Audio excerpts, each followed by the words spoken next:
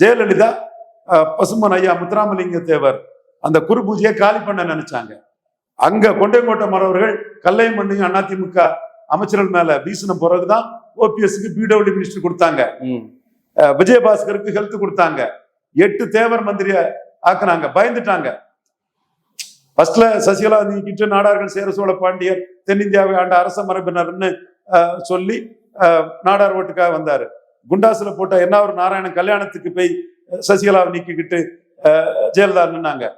அதற்கு பிறகு அவங்க கனிமொழி ஸ்டெப் எடுத்து கனிமொழி கூட்டம் வர்றதும், இந்த ஓட்டு போனா அந்த ஓட்டு வருமா வராதாங்கிறதோட ஏற்கனவே இருந்த ஓட்டை பெற்றன்னு குரு பூஜையை காலி பண்ண நினைச்சவங்க, சசிகலாவை தூக்கி போட்டவங்க, பன்னீருக்கு பிடபிள்யூயும் இவர் விஜயபாஸ்கருக்கு ஹெல்த்தும் கொடுத்துக்கிட்டு முக்குலத்தோரிடம் ஜெயலலிதா விழுந்தார்கள்.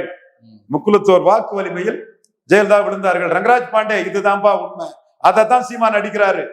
உனக்கு வலிக்கலாம், பட் உண்மை அது.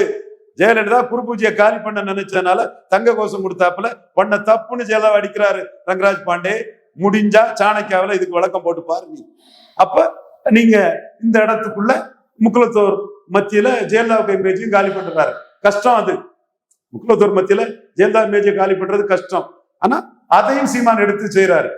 சோ எடப்பாடிக்கும் ரெட்டலைக்கும் விழுந்த வாக்குகள்ல எந்த அளவுக்கு தனக்கு வாக்க ஏத்த முடியுமோ அதை சீமான் தெளிவா செய்யறாரு.